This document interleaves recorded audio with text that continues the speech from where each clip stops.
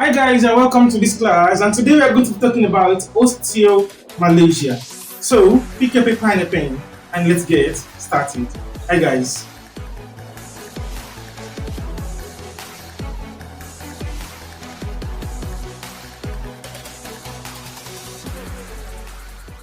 Yeah, welcome back. Now talking about osteomalacia. Osteomalacia. Now what is the meaning of that? So linguistically, osteo in front of it means bone, and the word Malaysia in front of it means softening. Softening. So, strictly speaking, or linguistically, osteomalacia means bone softening. Now, having gotten that, so medically, definition for osteomalacia is actually demineralization, demineral, demineralization of bone. And what is the meaning of that? The word de in front of it means deprive. Deprive. So deprived. And then mineralization strictly is talking about minerals. So if you say the mineralization of bone, it means a bone is deprived of what? Of minerals. Now, what are the minerals of the bone? But before that, let me do a quick recap.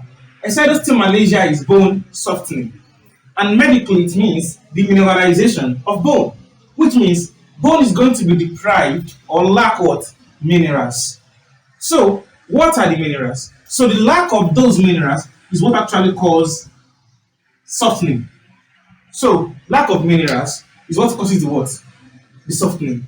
Now, what are those minerals? We are going to understand the minerals from our knowledge of bone formation. So let me tell you what used to happen in bone formation before proceeding. In bone formation, we have a cell called osteoblast. So let's assume that these are our osteoblasts. That's the nucleus. So this osteoblast is going to deposit some things on a rod of cartilage. So let's assume that this is the rod of cartilage. And now, this rod of cartilage is soft. So this osteoblast will secrete some kind of thing on this guy. And that thing is called calcium phosphate. Calcium what? Calcium phosphate. Insoluble one to be precise, if you get to know, but that's not really important. So the point is that osteoblast we secrete or we deposit the calcium phosphate on what? On the rod of cartilage. And this calcium phosphate is just a form of cement which makes concrete hard. So the point is that once calcium phosphate has been deposited on this what? On this rod of cartilage, it's going to bring about the hardening of what? Of the bone, of the cartilage rather, as simple as that. So this is what happens in bone formation. So osteoblast, there's some kind of cells. So the word osteo means bone, and the word blast is meant to mean forming. So osteoblasts are bone forming cells that releases or that secretes or that deposits calcium phosphate on what? On the rod of cartilage. And then the calcium phosphate will make the cartilage become what? Hardened. As simple as that. Now imagine what is responsible for what? For the hardening of this cartilage. It is due to the calcium phosphate. Now imagine that they took out all these what? All these calcium phosphate. What's going to happen to the bone? It's not going to be hard to come back to what? To soft. As simple as that. And the minerals are actually the calcium and what? And the phosphate. So if you say osteomalacia means bone softening or bone demineralization. So demineralization means withdrawal, removal, or lack of what? Of calcium and phosphate within the what? Within the bone. And once you withdraw them out, what's going to happen? It's going to become soft. Osteomalacia. As simple as that. Now, to understand osteomalacia, we have to look at calcium and phosphate. How are they formed within the body? So I would like to clean the board and talk about that. I'll be right back.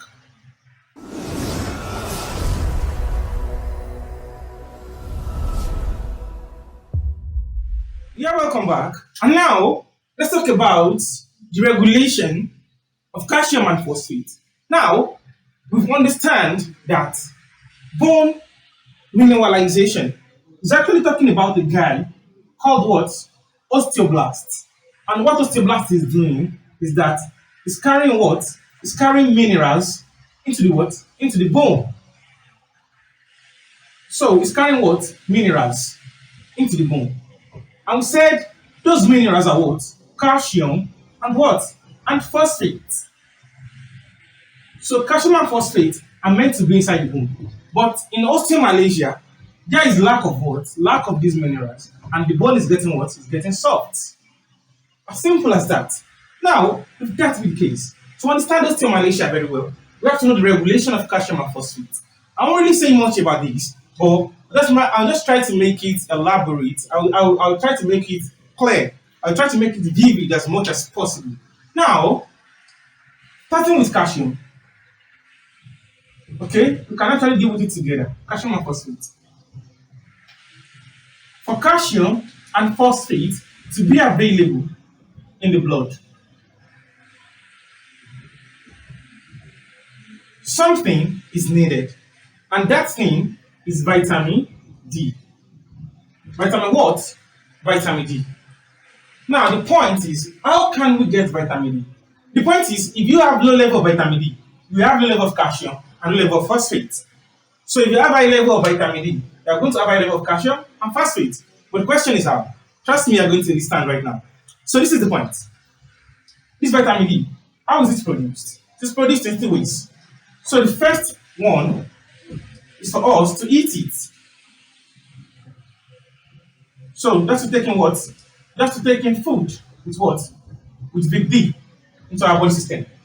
And the second way is for the sunlight, the UV rays of the sunlight to shine on our what? On our skin. So on our what? On our skin. So that is the way, or those are the ways rather, for vitamin D to be produced within our body, within our blood. Now, let me take my time to explain all these things one after the other. So permit me to do that. Now, I won't talk much about eating these because it is very simple. So logically, it's just going to enter into the mouth, from the mouth to the pharynx, pharynx to the esophagus, esophagus to the stomach, stomach to the small intestine. And the small intestine is going to be absorbed into the what? Into the portal vein. The portal vein into the liver, and from the liver straight up into the what? Into the inferior vena cava. Inferior vena cava into the heart. Then heart pumps it throughout the body. As simple as that. I hope you understand that. If you don't, just forget about it. You can go check our video on digestive system. So that's type overview of the digestive system by what? By this designation. So you're going to understand everything I just said right now. So the point is that I'm going to leave this side and talk more about this side. So I would like to clear the board and come in with it. So stay tuned.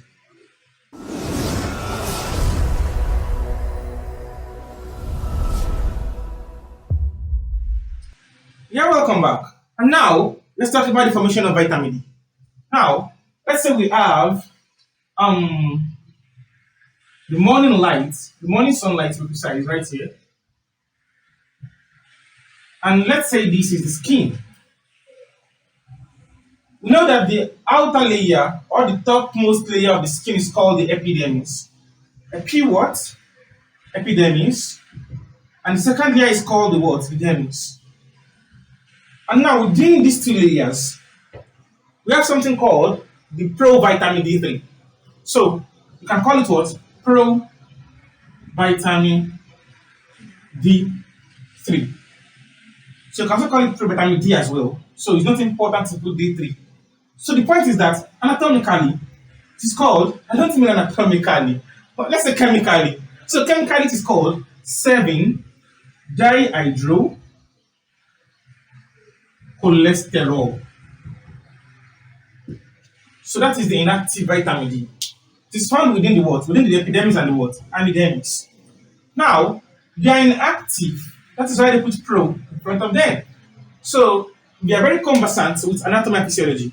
We understand that when you find the word pro or gene, so together with some weight, it means those things are inactive. Talking about prothrombin. So pro is inactive, thrombin, inactive thrombin, as simple as that. So if you say pro vitamin D, It means an active vitamin D. So ogene, things like plasminogen, things like fibrinogen. So it's not going to be converted into fibrin, pepsin, ogene. So we're not going there actually. But the point is that this pro is talking is actually telling you that it's an active form. So how is it going to become active? As simple as this. The UV ray coming from the what? Coming from the sun. So UV ray is going to shine on this skin. So this is the skin. The dermis and epidermis to be precise. And after that, it is going to activate or it is going to convert this provitamin D into what? Into pre-vitamin D. Pre-vitamin what? Pre-vitamin D3. So it is also an active vitamin D. An active what? An active vitamin D. And after that, this vitamin D is going to travel into the what? Into the liver.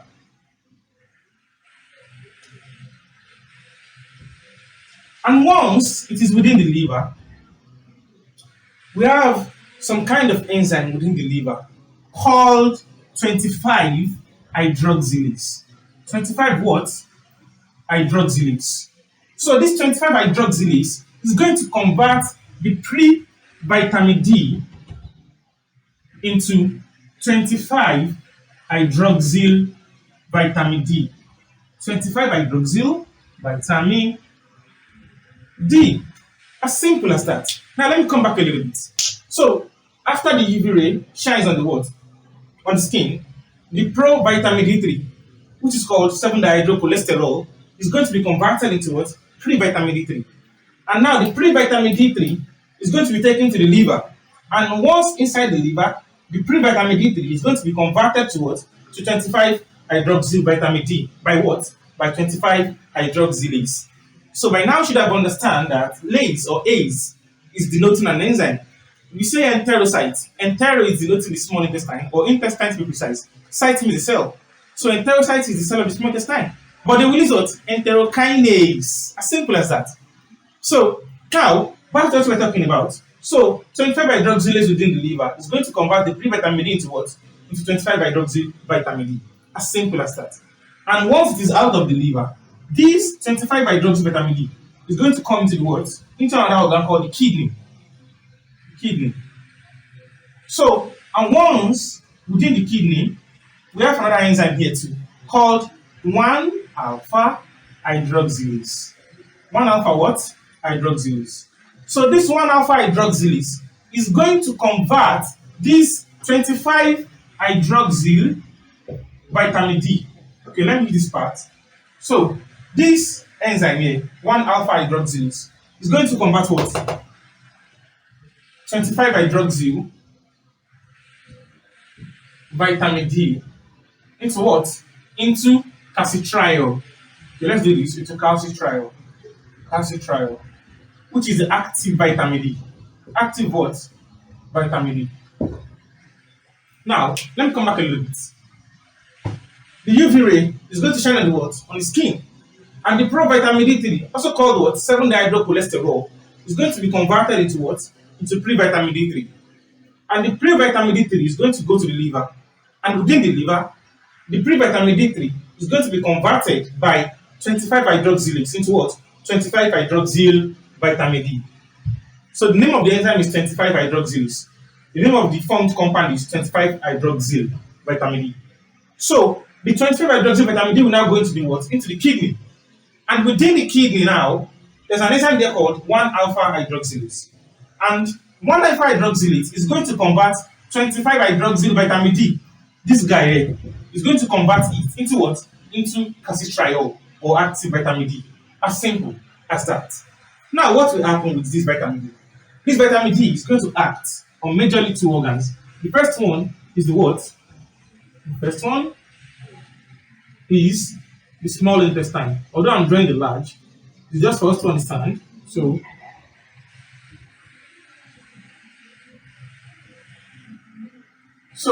the small intestine right here. So, this vitamin D, the calcitriol, the active vitamin D, is going to go to the small intestine and it's going to increase the absorption of calcium and phosphate. Absorption of what? Of calcium and phosphate. I think phosphate is PO 4 to the minus. I think so. Calcium is 2 plus. So it's going to enhance the absorption of what? Of calcium and what? And phosphate into the what? Into the blood. As simple as that. So you're going to have those two things in your what? In your blood. And then the second organ, it's not an organ actually, is the microscopic structure of the kidney, which is the nephron. Nephron. So and it's going to enhance the absorption of what? Of these two guys into what? Into the blood. As simple as that. Now let me come back a little bit and do all this thing again in the next scene. So UV ray is going to shine on the what? On the provitamin D, also called the 7-dihydrocholesterol. And then this 7-dihydrocholesterol is going to be transported to the what? To the liver. So it's also called the pre-vitamin D. So the pre-vitamin D3 is going to do what? It's going to be converted from pre-vitamin D3 to what? To 25-hydroxyl vitamin D. By what? By 25-hydroxylase in the liver. The 25-hydroxylase is an enzyme of the liver. So then this 25-hydroxyl vitamin D is going to come into the what? Into the kidney. And within the kidney, an enzyme is also waiting there called 1-alpha hydroxylase. So 1-alpha hydroxylase will convert 25-hydroxyl vitamin D into what? Into calcitriol, which is the active form of what? Of vitamin D. And once that has been accomplished, the next thing that is going to happen is that the vitamin D is going to enhance the reabsorption of calcium and what? And phosphate back into the blood. And then it's going to act on the nephron to bring about reabsorption of what? Of calcium and phosphate. As simple as that. So that is that about what? About the formation of vitamin D and its function. So the function is to enhance the absorption of what? Of calcium and phosphate from the small intestine and the what? And the nephron. Now, I will take that you understand this. I'm going to do it again in the next scene before talking about the causes of what? Of osteomalacia. I'll be right back.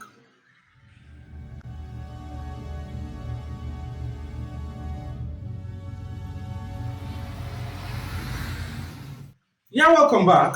And now, let's repeat that whole process again. So the point is that the sunlight, so the ray of sunlight is going to shine on the what? Is going to shine on the skin. And lying under the skin is what? Is provitamin D. And it's going to be converted into what? Into pre-vitamin D. And now this pre-vitamin D is going to go into what? Into the liver. And within the liver, we have an enzyme there called 25-hydroxylase. So that's just an abbreviation.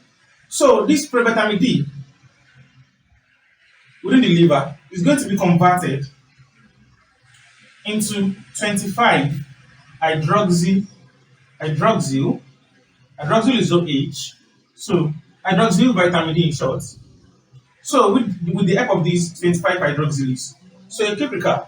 So the UV ray shining on the skin is going to turn provitamin D3 into pre-vitamin D. And the pre-vitamin D is going to be converted into 25-hydroxyl vitamin D by what? By 25-hydroxylase. And after that, this 25-hydroxyl vitamin D is going to travel into the what? Into the kidney. So into the kidney. And within the kidney, this is what is going to happen. We have an enzyme called 1-alpha hydroxylase. So it's going to convert this 25-hydroxyl vitamin D into what? Into calcitriol. Calcitriol, which is the active vitamin D. And that is what we need. Now the active vitamin D is going to do what? It's going to travel to the what? To the small intestine. To the absorb what? To the absorb calcium and phosphates. I think. So after that, it's going to go to the what? To the nephron to do the same. So to reabsorb calcium and phosphate. As simple as that. And now let's talk about the causes of osteomalacia using all these tracts. One, I said in osteomalacia, the bone is going to become softened. And I said it is because of, it is due to the demineralization of bone, which means this calcium and phosphate are out. So we don't have them within the bone. And I told you that you can't have calcium and phosphate in your blood, let alone finding it in your bone, if there is no vitamin D. So which means reduction in the intake of vitamin D can be a cause. So reduction of what? Of vitamin D intake. That is one. Apart from that, assume that the person is not getting exposed to what? To sunlight. So there is nothing to activate this provitamin D to what? To pre-vitamin D. So lack of what? Of exposure. Lack of exposure to sunlight. So tell me, who are those people predisposed to that? Old people. So the old aged, so they're no more going out. So the point is that they don't have adequate supply of UV rays so to their skin. So that is that on that. Apart from that, now imagine we are coming down into the what? The liver. So imagine that this liver is deceased and it has no 25-hydroxylase or is unable to convert this pre-vitamin D to what? To 25-hydroxyvitamin D. What's going to happen? So the person won't have vitamin D and there will be no calcium and phosphate. So another thing is what? Liver disease. Things like liver cirrhosis. In short, liver disease is enough. Or hepatitis, all those things. So now another thing is what? This 25-hydroxylase is going to travel to the kidney. And we have an enzyme here, 1-alpha hydroxylase. So imagine that this kidney is damaged. So kidney injury or kidney damage or renal failure. So it means the person won't be able to convert what? Vitamin D. So as simple as that. So that is what? Kidney disease or kidney failure. Now tell me, 5. After that, this vitamin D now is meant to act on what? On the small intestine. Now let's assume that the small intestine has some kind of disease condition, such as Crohn's disease. So things like celiac disease. So all those things will impede the reabsorption. So can you celiac disease, and what? And Crohn's disease. So Crohn's disease. So the small intestine will be able to absorb calcium, despite the fact that there is what? There's vitamin D actually. And after that, we have what? The absorption from the nephron. So that will still go back to what? To the kidney. So any kind of kidney failure can affect the nephron. And then there will be no reabsorption from what? From calcium and what? There will be no reabsorption of calcium and phosphate from the nephron as well. So these are the causes of what? The causes of osteomalacia. So apart from that, we have some other causes too that deals with parathyroid hormone. It's called parat hormone actually. I don't want to be going there. It's actually simple. Let's check the function of parat hormone and you can easily relate it. So as simple as that. So now let's talk about the pathophysiology. Nothing much actually. Now, this osteomalacia, it is called osteomalacia, this bone softening, it is called osteomalacia in adults. Osteomalacia in adults. But in children, it is called rickettsia. Rickettsia. So it's called rickettsia in what? In children. Now, let me come in with the what? With the signs and symptoms within pathophysiology. Although I won't actually be following the trend of the pathophysiology. But just trust me, you're going to understand the signs and symptoms. So, I'll be right back. Well, guys.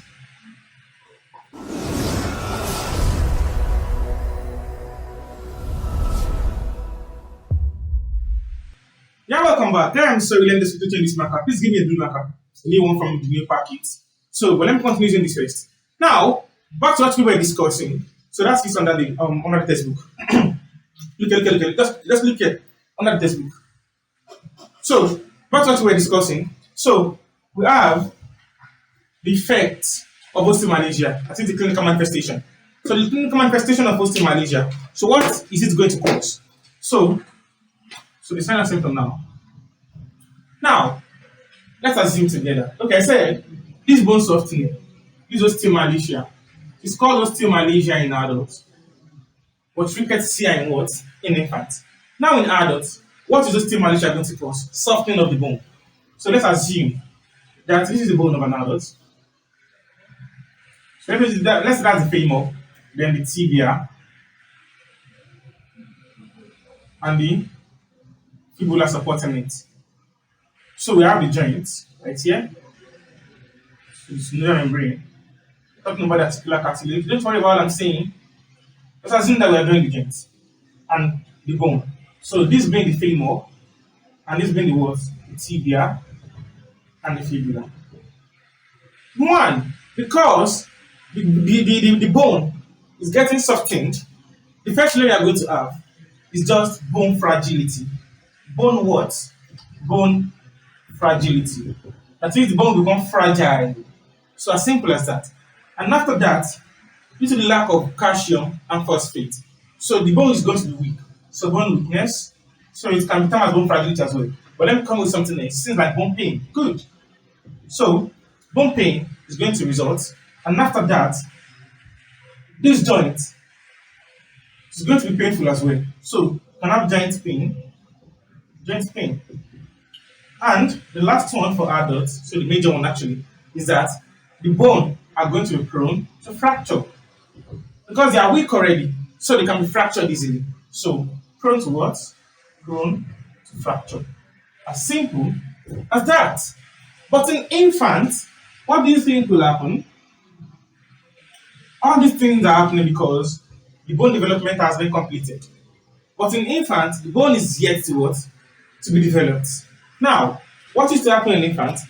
For someone suffering from Rickets here, so which is what? Which is the juvenile, the word juvenile means actually young. So the juvenile effect of what? Of osteomalacia. So it is Rickets here. So now the point is that the baby's bone or the child bone is going to be something of this nature. So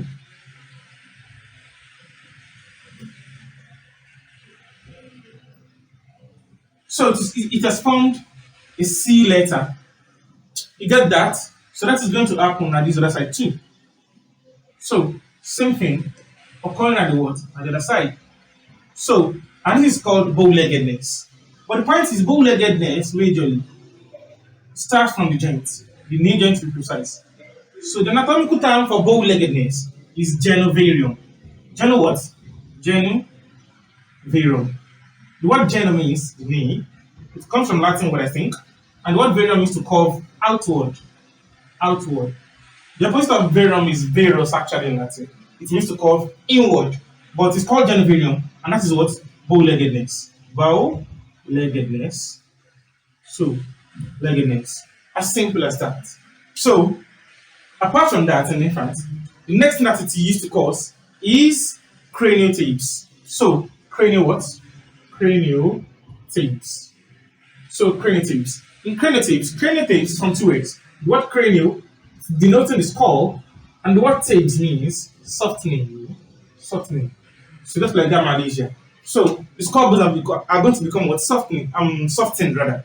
So and after that, other signs and symptoms for infants is that their frontal will not be closing easily. So the frontal, the other people call it gel. Some the other people call it gel, something like that. So we have two frontals, right? So we have the anterior and the posterior. The anterior is called the bregma, and posterior is called the what? The lambda. So the frontals are not going to be closed. So they are not going to be closed. So that is open frontal. So as simple as that. So those are the what? The clinical manifestations. So in infants can cause cranial tapes, so open frontanels, so genovarium, also called bow-leggedness, and then in adults can cause what? Bone fragility, bone pain, joint pain, and it's going to be prone to what? It's going to be prone to fracture. As simple as that. And now for the diagnostic evaluation, we're going to test for osteomalacia. What they're actually looking for is the level of vitamin D, level of calcium and phosphate. As simple as that. So the level of vitamin D is going to be low when you do the blood test. So blood test can be used to detect osteomalacia. So there's going to be reduction in the level of what? Of vitamin D and calcium. As simple as that. So think like CT scan can be used as well. So they can use it to do what? X-ray, I mean. So they can use it to what? To scan all these bones to check for their what? To check for their integrity. So if it is curved in infants or in children, they already know it is osteomalacia. And if it is this, if it is weak on examination as well. So it's going to put some kind of sand. We know that this bone is fragile already. So they're going to know that it is what? It is osteomalacia.